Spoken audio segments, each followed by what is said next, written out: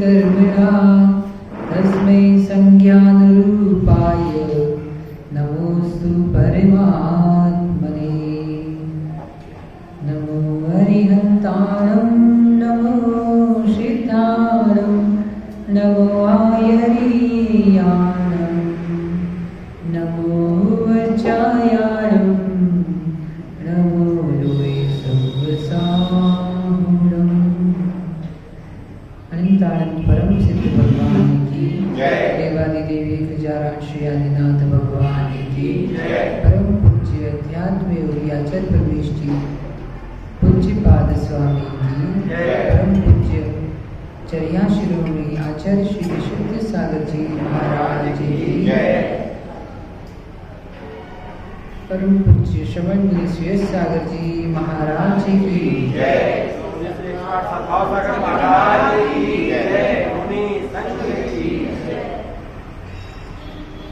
मनुष्य अंतिम तीर्थेश भगवान महावीर स्वामी के शासन में हम सभी विराजते हैं।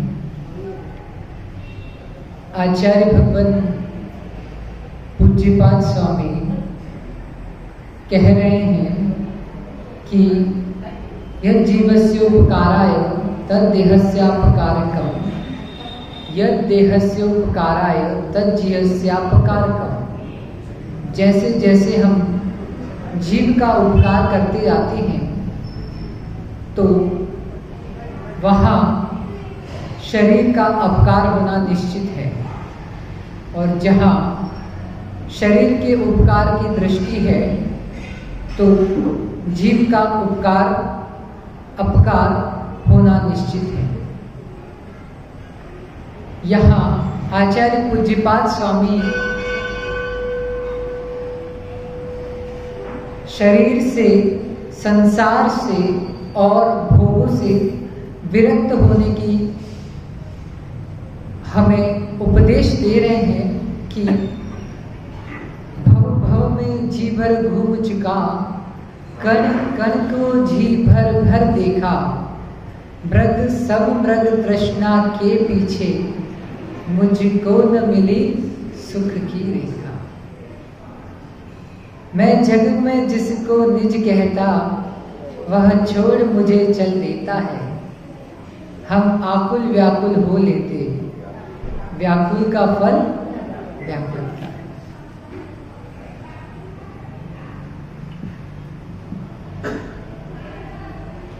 आकुलता में सुख नहीं है, व्याकुलता में सुख नहीं है, निश्चिंतता में सुख है, निर्णितपने में सुख है। यदि यथार्थ सुख चाहिए तो संगति छोड़ दो। आप बोलेंगे किसकी संगति छोड़ दें?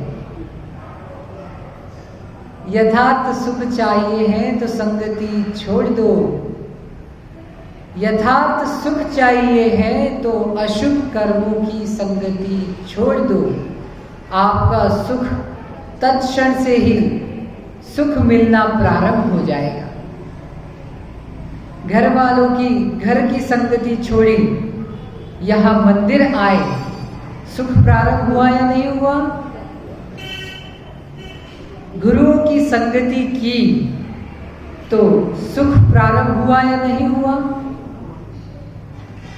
मन में शुभ कर्म के करने का संकल्प किया, पूजा अनुष्ठान विधि विधान चतुर्मास कराने का संकल्प किया आपने, तो आपकी सुख प्रारंभ हुआ या नहीं हुआ? बस यही जैन दर्शन जो है वह प्रवृत्ति और निवृत्ति मूलक धर्म है। जहाँ एक और निवृत्ति है तो अन्य और प्रवृत्ति है। अस्ति और नास्ति दोनों ही वस्तु का धर्म है। जहाँ जहाँ विधि है वहाँ वहाँ निषेध भी है। क्यों आप सब लोग कहाँ पर हो अभी? मंदिर में है ना, हम मंदिर में हैं, ये विधि हो गया। हम घर पर नहीं हैं, ये क्या हो गया? निषेध। माँ कहती है बच्चों को कि ऐसा करो, ये क्या हो गया? विधि। बेटा मंदिर में मम्मी को नहीं पुकारना, ये क्या हो गया? निषेध। तो जहां जहां विधि उपलब्ध है वही वही निषेध भी उपलब्ध है। ये हमारी दृष्टि है कि हम वक्तुर अभिप्रायो नया, बोलना एक बार। कठिन शब्द महाराज जी बोल रहे हैं, आपने क्या क्या सुना रहे आप। वक्ता का जो अभिप्राय है, वक्ता के शब्द नहीं, वक्ता के शब्द मात्र सुनकर उससे अपना अभिप्राय निकाल रहे हैं, तो ये तो छल हो गया। न्याय में कहा है कि वक्ता के वचनों का विघात करके स्व अभिप्राय से वस्तु का कथन करना यह छल है।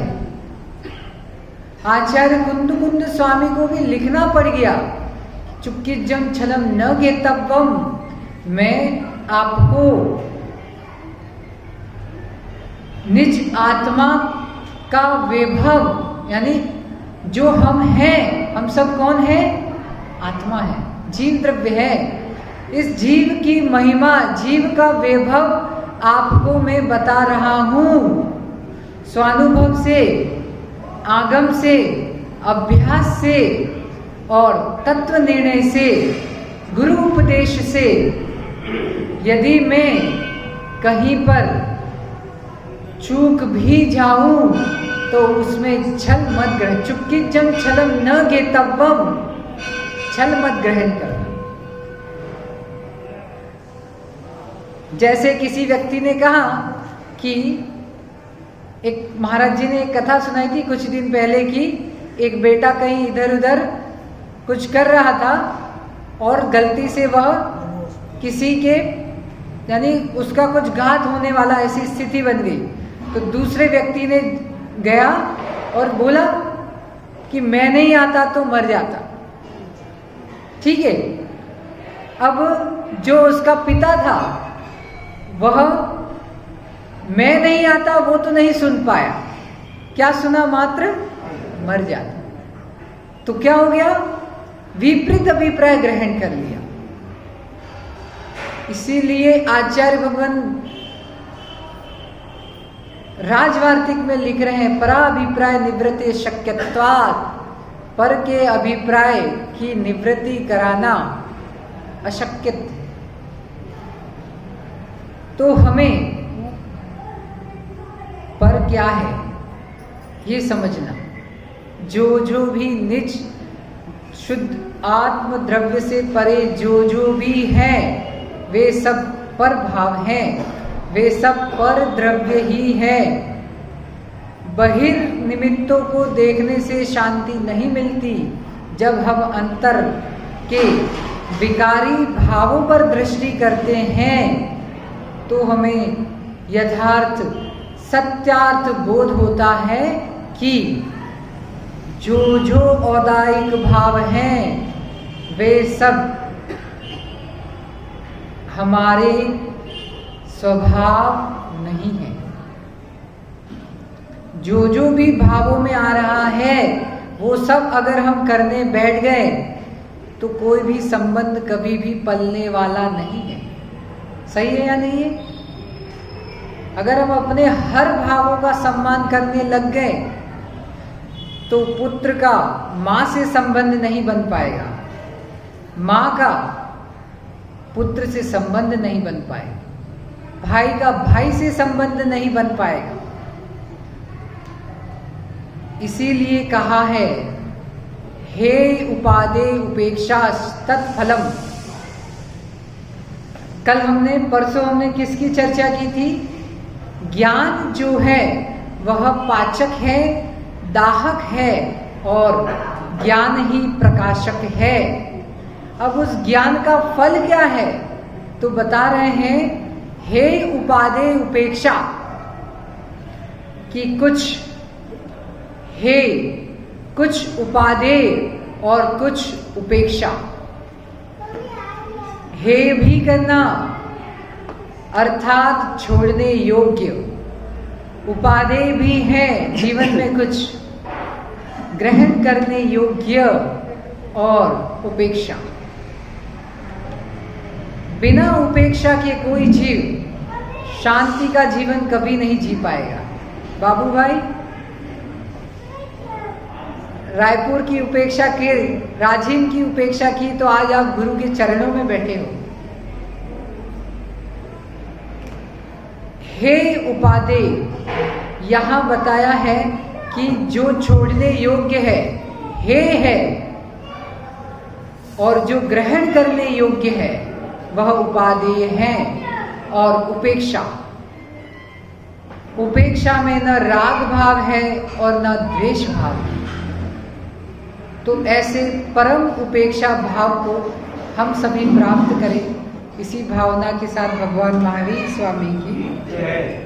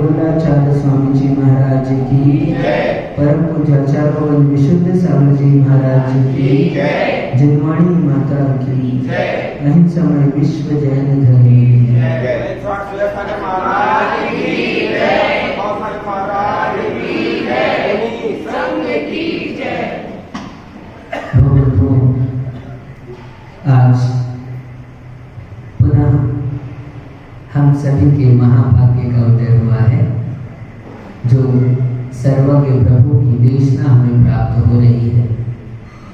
और जसपुर वालों के तो भाग्य का कहना ही क्या, इनको प्रतिदिन आशीर्वाद मिल रहा है। आज ये लोग गुरु जी से आशीर्वाद लेकर आए हैं। हमारे लिए ही नहीं, आप सभी के लिए आशीर्वाद है।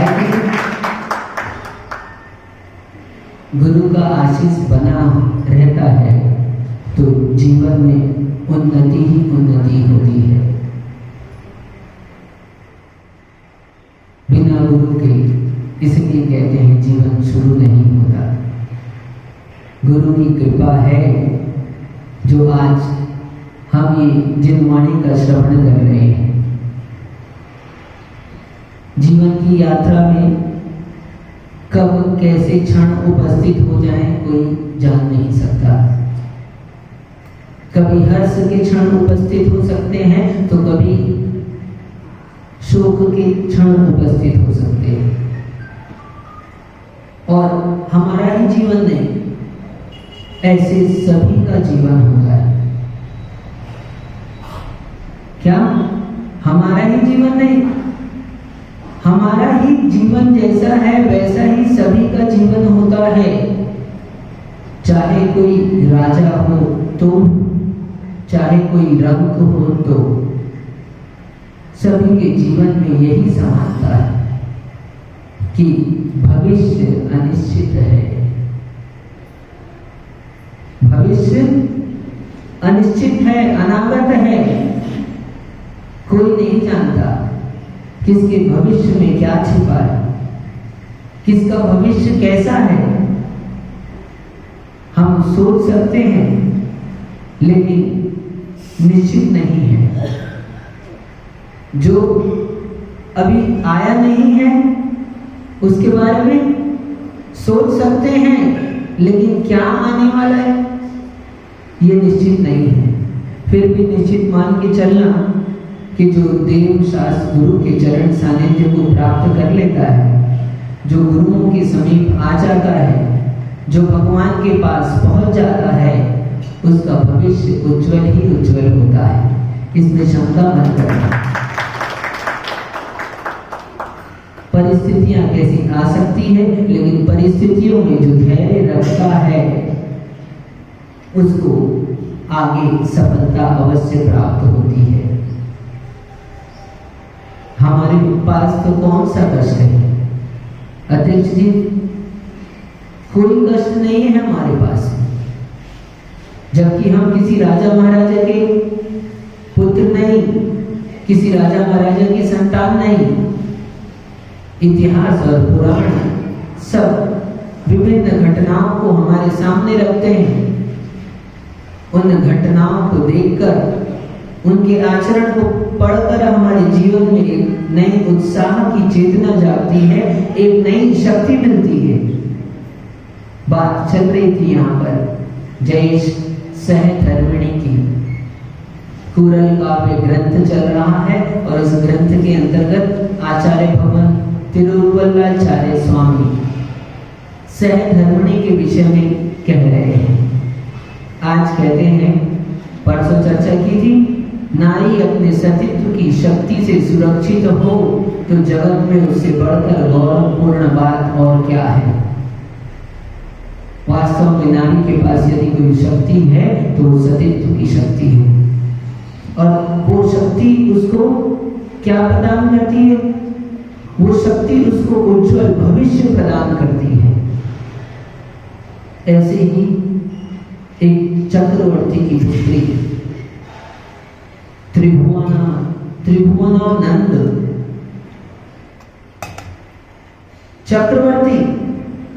चक्रवर्ती यानी समझ गया, 6 खंड का अधिपति,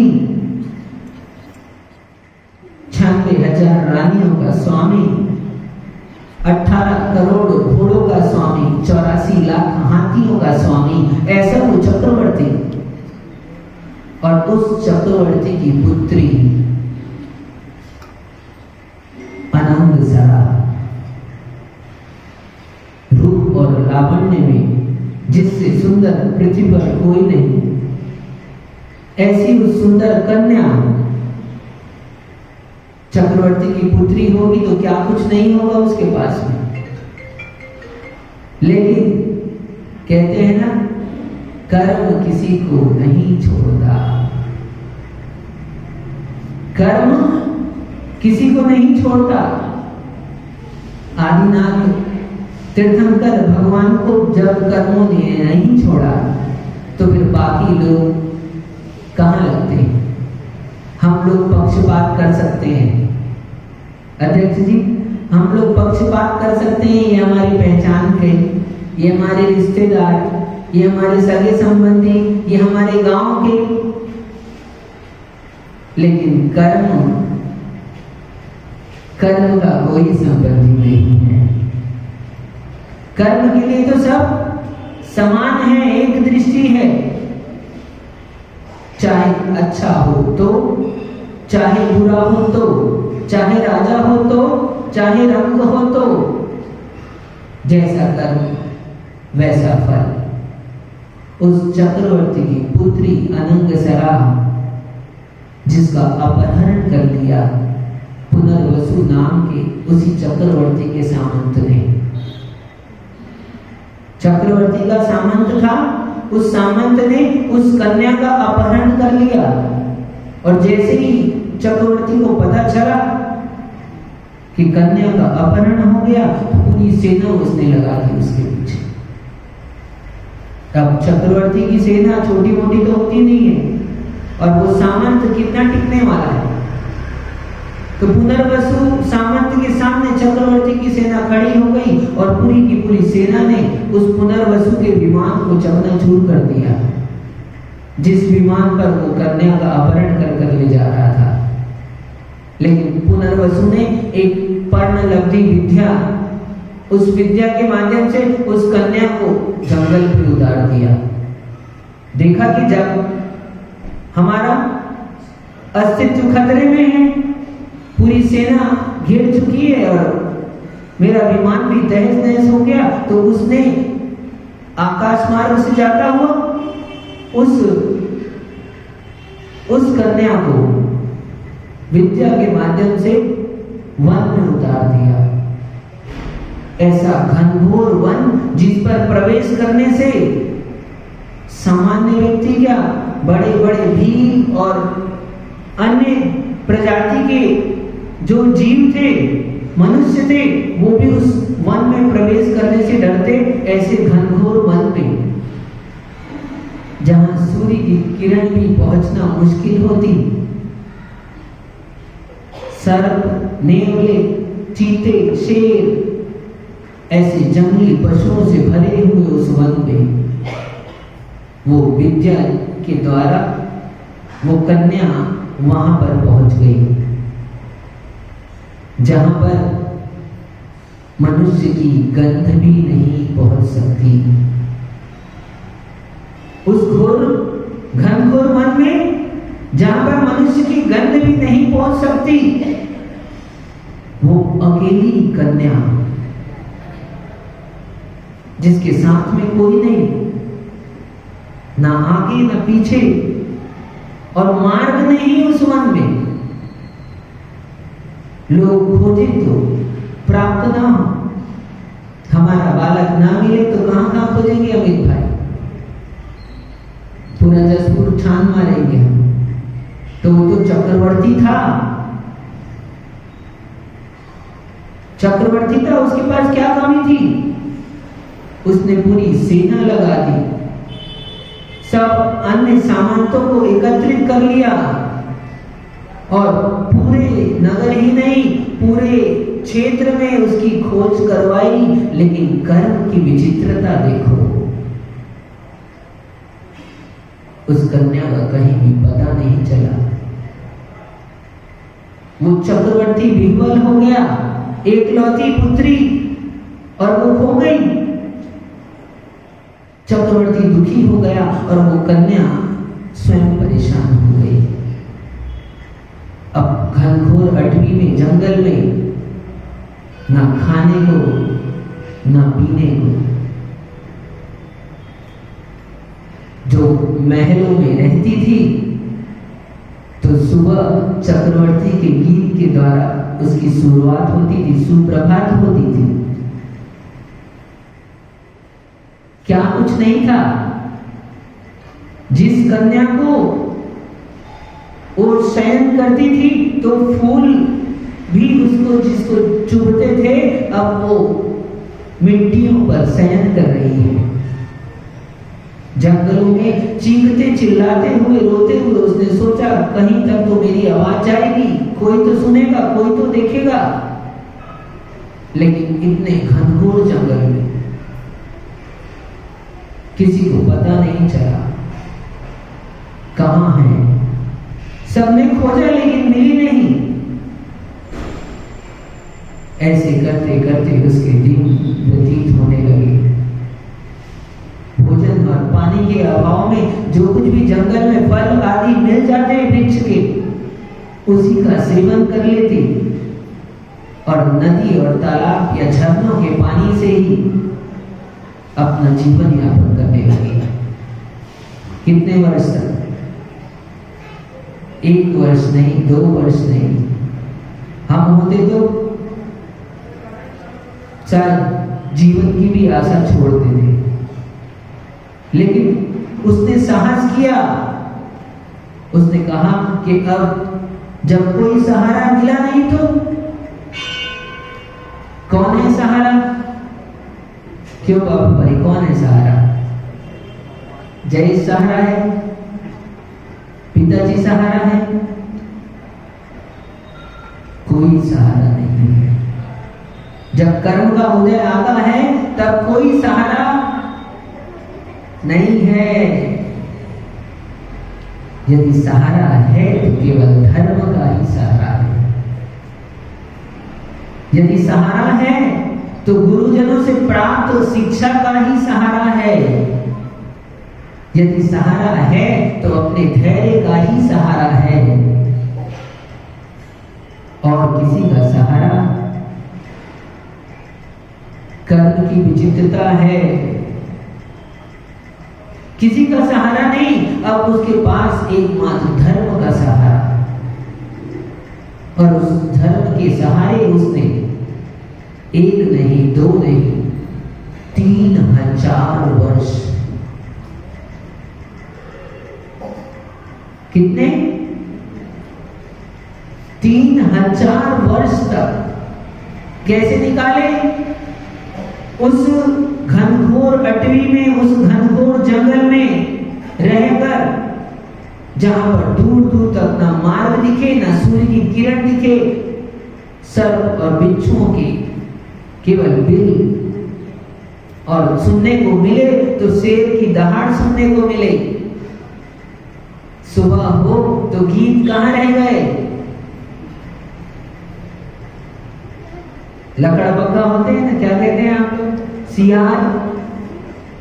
सुबह हो तो उनकी आवाज सुनाई दे, उनके गीत सुनाई दे। लेकिन उसने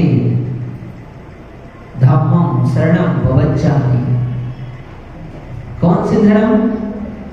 केवली पणंतो धम्मो शरणं भवज्जामि। इस मंत्र का, इस महामंत्र का, दिख रहा है महामंत्र, इस महामंत्र का पाठ करते हुए वहां पर अपने दिन व्यतीत किए। इतनी विषम परिस्थिति में, अब जब मिल नहीं रहा था, भोजन सामग्री तो थी नहीं कुछ, उसने वहां पर उपवास किए, व्रत किए, कभी 1 दिन का, कभी 2 दिन का, कभी 3 दिन का, जितना उससे बन पड़ा, जब तक आहार नहीं, फल भी नहीं मिलते थे वहां।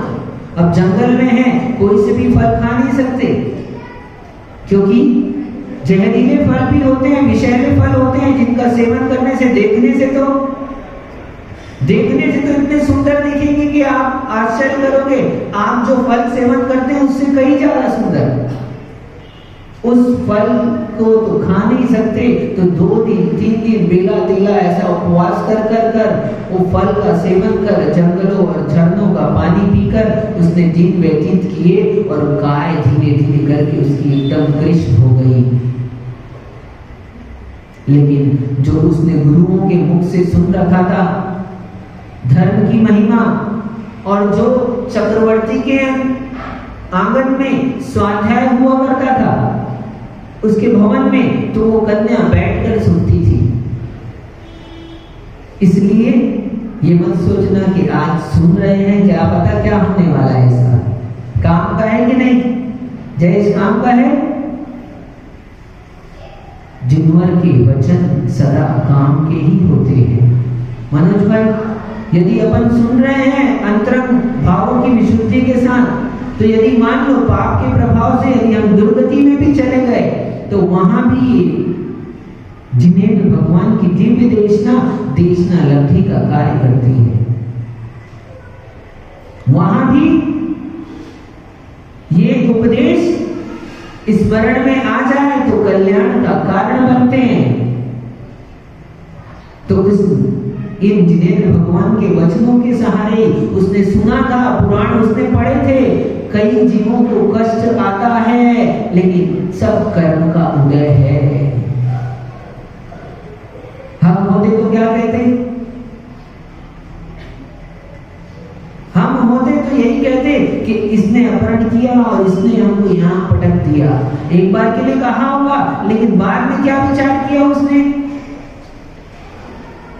उसने कहा कि ना जाने मैंने पूर्व में ऐसे कौन से कर्म किए थे कि हुई तो चक्रवर्ती के यहाँ।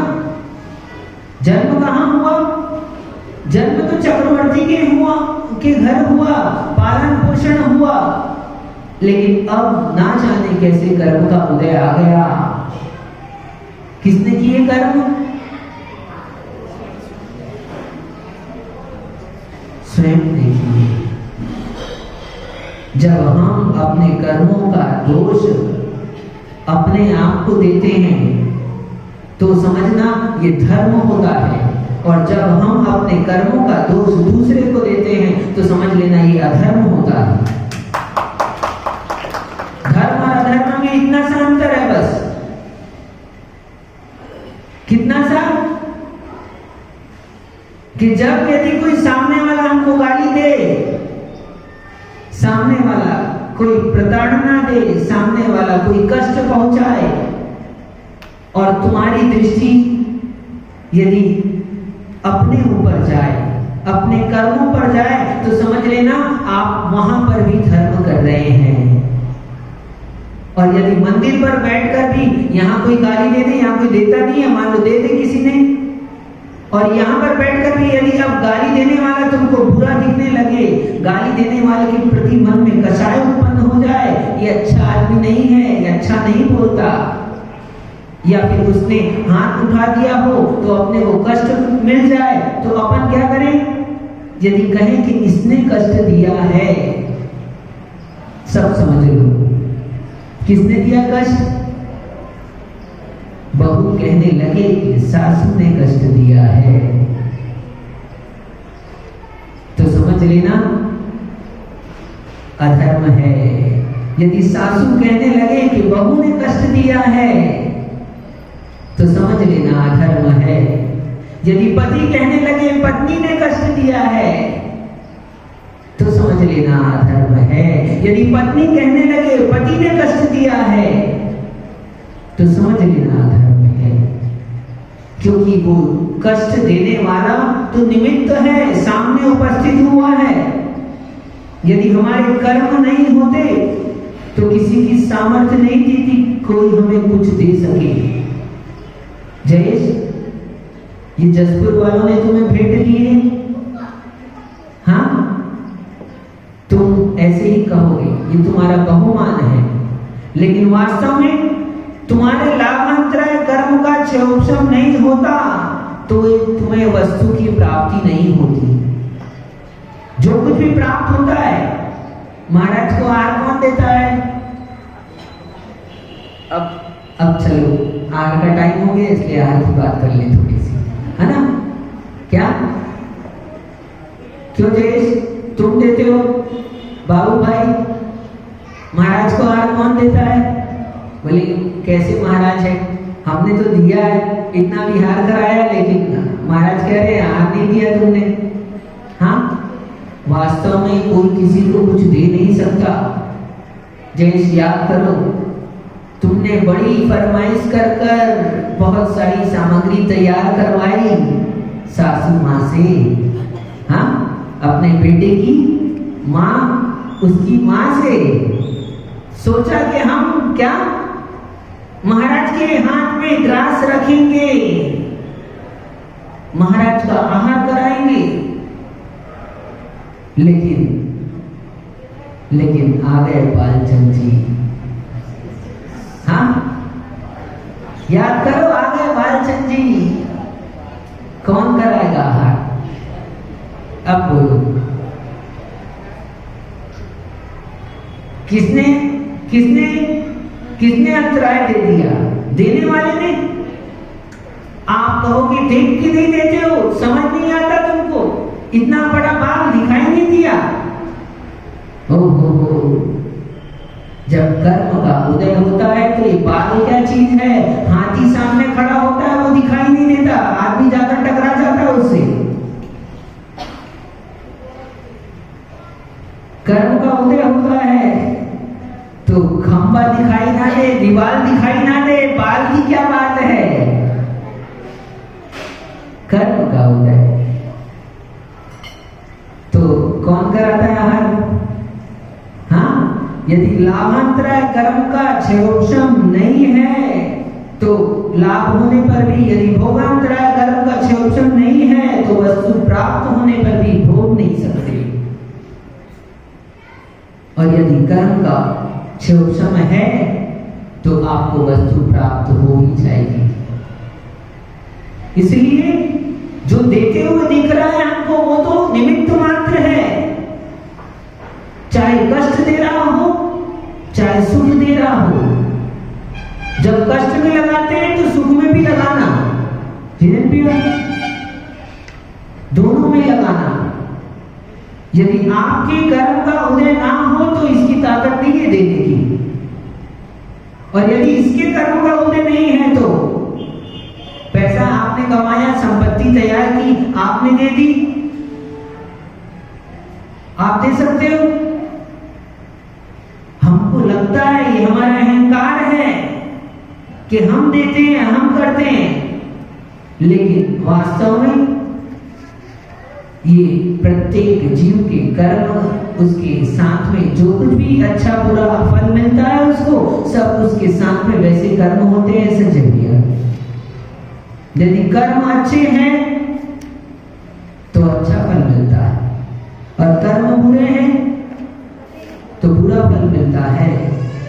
और मिलने के बाद में भी और भी कई तरह के कर्म हैं। सामग्री तो मिल गई, लेकिन अब भोगांतराय कर्म का उदय आ गया है, भोग नहीं सकते आप। डॉक्टर ने मना कर दिया है केवल मूंग की दाल का पानी पियो। हाँ,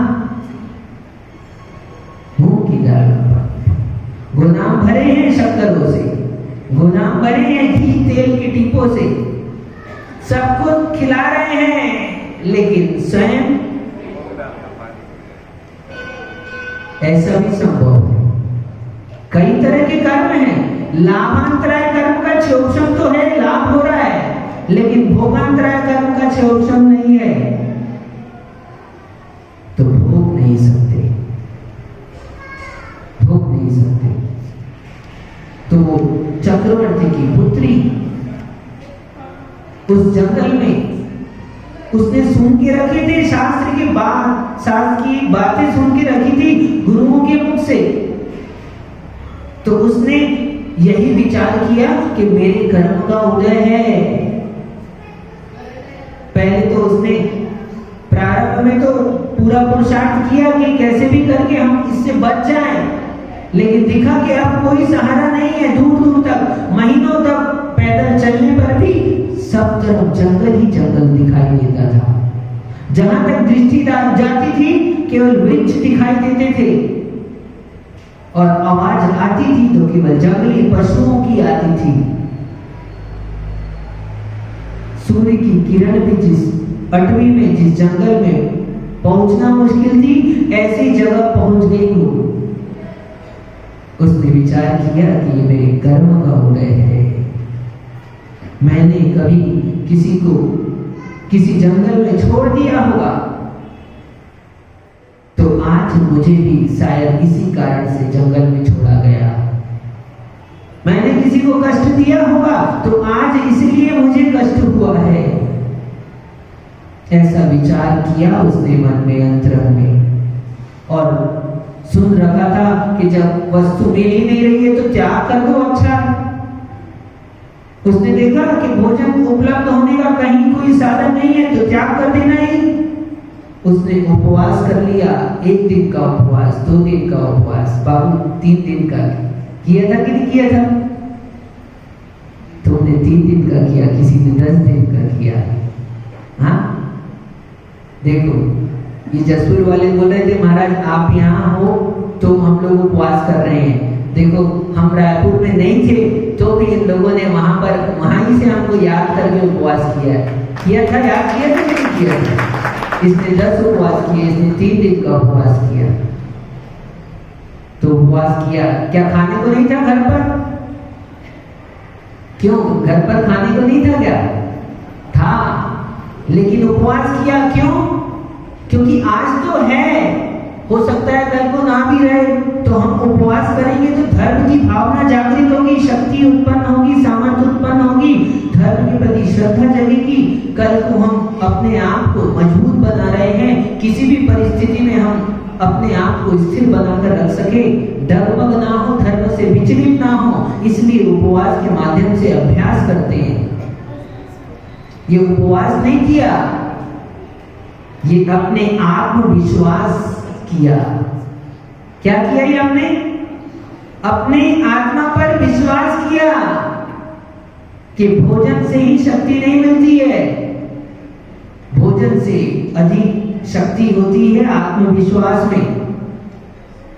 कल एक भैया जिसकी शक्ति शारीरिक रूप से देखेंगे तो अक्षम है वो, हाँ, लेकिन उसका आत्मविश्वास उसको उन्नति दिला रहा है। हम कोई काम करते हैं, उसमें सबसे बड़ी चीज होती है आत्मविश्वास। यदि आत्मविश्वास है तो आपको कार्य में सफलता मिलेगी, और यदि आत्मविश्वास नहीं है तो शक्ति के होने पर भी, सारी सामग्री उपलब्ध होने पर भी, साधन होने पर भी आप वो कार्य नहीं कर पाएंगे। इसलिए विश्व में सबसे बड़ी शक्ति है तो कौन सी? आत्मविश्वास। हमने अपना आत्मविश्वास बढ़ाया, ऐसे ही उस अनंत सरा ने आत्मविश्वास बढ़ाया और धैर्य पूर्वक वहां पर उस अटवी में 3000 वर्ष व्यतीत किए। अब जब भोजन पानी नहीं मिला, कभी मिला कभी नहीं मिला, कभी फल मिले कभी नहीं मिले, ऐसे उसका जीवन चलता रहा, शरीर कृश हो गया। उसने सुन रखा था कि त्याग करना श्रेयस्कर है। क्या उसको पता था कि त्याग कभी भी हमारा व्यर्थ नहीं जाता, त्याग का, तपस्या का फल अवश्य ही प्राप्त होता है। उसने मर्यादा कर ली, उसने देखा अब शरीर कृश हो गया, अब हमारा जीवन ज्यादा नहीं बचा, उसने मर्यादा कर ली कि हम 100 हाथ के बाहर नहीं जाएंगे। कितनी? हम 100 हाथ के बाहर नहीं जाएंगे। अब चाहे जीवन रहे चाहे ना रहे, हम इससे बाहर नहीं जाएंगे। और देखो नियोग, जब उसने नियम ले लिया तो नियम लिया तो परीक्षा होती है। आप रात्रि भोजन का त्याग नहीं करो तब तक परीक्षा नहीं होने वाली, और जिस दिन त्याग करोगे उसी दिन इनविटेशन कार्ड मिलेगा आपको, वेलकम टू द पार्टी, है ना? क्यों जयेश? जिस दिन त्याग करोगे उसी दिन परीक्षा होगी। त्याग किया है तो, अरे स्कूल में एडमिशन लोगे तो एग्जाम तो, और सोचे एग्जाम ना हो, यदि एग्जाम ना हो तो अगली क्लास में कैसे पहुंचोगे? कोरोना का काल नहीं है जो पहुंच जाओगे, हाँ? ये कोरोना का काल नहीं है भैया, ये तो जीवन का काल है, इसमें तो परीक्षा होगी ही होगी, और तुम परीक्षा पास कर लोगे तो अगली क्लास में, और फेल तो फिर ये थोड़ी अलग तरह की परीक्षा है, इसमें माइनस मार्किंग वाला सवाल है। फेल हो गए तो हो सकता है वापस वहीं पहुंच जाओ जहां से स्टार्ट किया था। सांप सीढ़ी खेली कि नहीं खेली? हाँ, पूरा गोटी खेलते जाओ, मेहनत करके पहुंच जाओ कहां? 99 पे, 99 पे, बस अब एक कदम और है। लेकिन उस 99 पे क्या बैठा है? पहुंचा देगा सीधा, वापस स्टार्ट हो जाओ कहां? जहां से चालू किया था 2 नंबर पर पहुंच जाओ। बोले महाराज अभी तक याद है आपको? यही सोच रहे हैं ना तो ठीक है, कुछ बातें याद रहती है जी। ये सांप सीढ़ी वो याद नहीं है, ये जीवन की सांप सीढ़ी है। कितने भी ऊंचाइयों पर पहुंच जाओ जयेश, लेकिन ध्यान रखना कभी अहंकार को प्राप्त मत होना, क्योंकि क्या पता किस अगले कदम पर सांप बैठा है, किस अगले कदम पर कौन से कर्म का उदय आने वाला है। इसलिए सीढ़ियों पर चढ़ जाओ तो अहंकार मत करना, क्योंकि हो सकता है आगे सांप मिल जाए। बाबू भाई घबराना मत, सांप भी मिल जाए तो घबराना मत। इस अनंग सरा के जैसे धैर्य को धारण करना, धैर्य को धारण करना। यदि दो पर भी आ जाओ तो फिर से शुरुआत करना, क्योंकि हम ही तो चढ़कर पहुंचे थे 98 तक।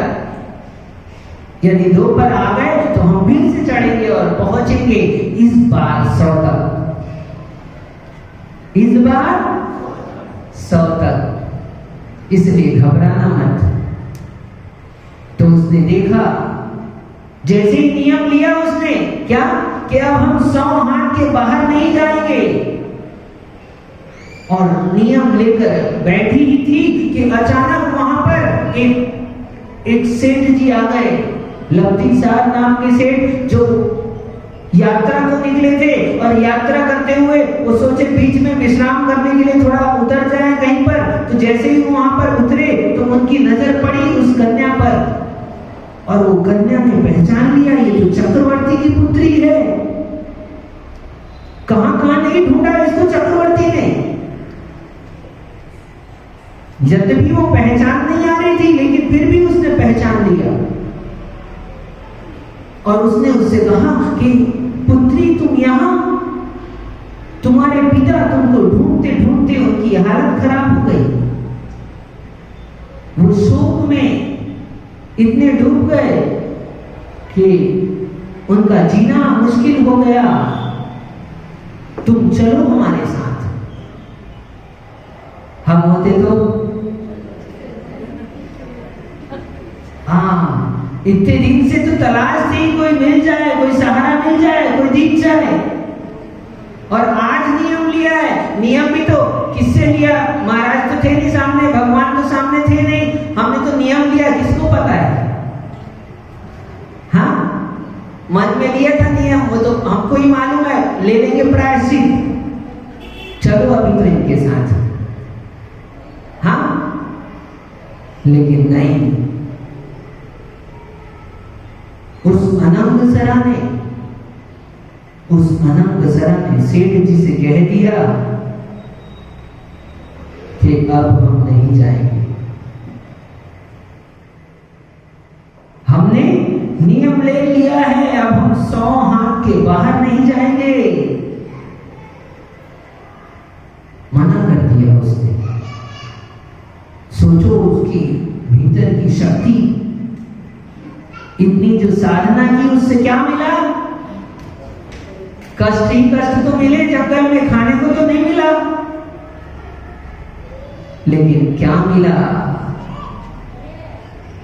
हाँ, क्या मिलता है धर्म से? इतना धर्म ध्यान करते हैं, क्या मिलता है? रोज पूजन करते हैं, अभिषेक करते हैं, क्या मिलता है? अभी नहीं दिख रहा तुमको क्या मिल रहा है। थोड़ा धैर्य रखो, थोड़ा धैर्य रखो। उस सेठ जी ने फिर उससे रहा नहीं गया, उसने बहुत प्रयास किया, बोला चलो बेटी चलो, लेकिन उसने कहा नहीं, अब तो हम नहीं जाने वाले। और वो सेठ जी तुरंत गए चक्रवर्ती के पास और चक्रवर्ती से कहा कि आपकी कन्या कहाँ है, मुझे पता चल गया, मैंने उसे बहुत प्रयास किया साथ में लाने का, लेकिन वो आने को तैयार नहीं हुई, आप ही चले चलो। चक्रवर्ती ने तुरंत ही अपने पुत्रों के साथ पहुंच गए। कितने पुत्र?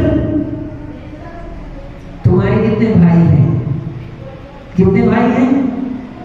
1 या या 2 या 3 या 4, क्यों आनंद भैया? 8 हो, ठीक है। उस चक्रवर्ती के साथ 22,000 पुत्र, उस चक्रवर्ती के साथ उसके 22,000 पुत्र पहुंच गए अपनी बहन को लेने के लिए कि चलो। जैसे ही वहां पर पहुंचे तो देखा दृश्य क्या, अब समय हो गया, लेकिन कहानी तो बहुत इंटरेस्टिंग है और मेन अभी बचा है पार्ट उसका। अब क्या करें? अब क्या करें? 22,000 पुत्र आ गए, चक्रवर्ती आ गया, शायद अब चली जाए, शायद मन पिघल जाए, शायद कोई उपाय निकल आए, क्या पता निकलता है कि नहीं, अब आगे विचार करें।